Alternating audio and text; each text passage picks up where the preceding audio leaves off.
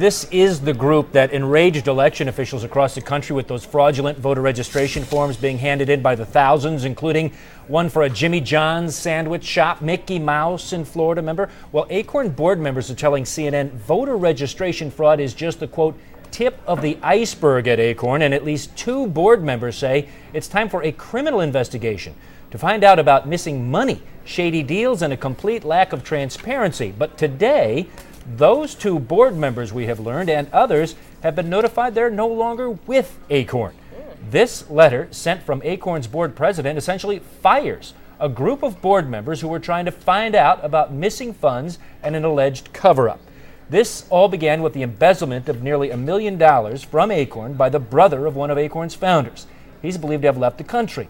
The embezzlement took place 8 years ago, but only this year did the board find out about it. Now, those board members claim ACORN staffers were trying to cover it up.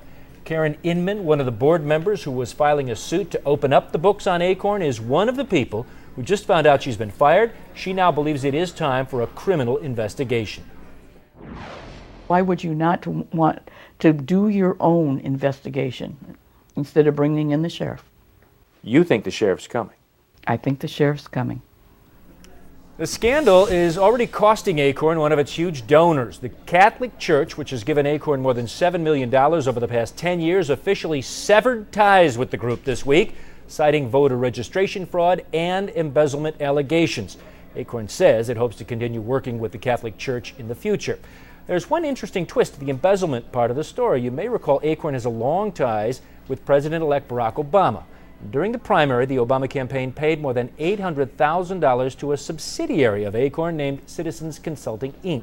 It is that subsidiary where board members say the $1 million embezzlement allegedly took place. And now the law firm that once employed President-elect Barack Obama and his wife Michelle was asked this summer to lead the internal investigation for ACORN.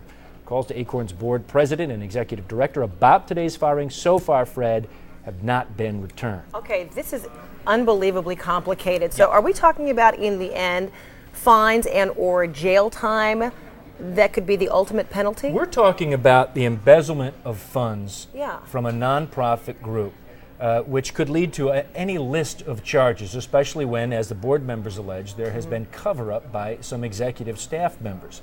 What ACORN has done is brought on the law firm of Sidley Austin, one of its lawyers, to look into whether or not the actions of the board actions of the executives in trying to cover up, basically, to appease that situation, exposes them to any kind of criminal exposure in terms of the law. But right now, we don't know of any federal investigation going on.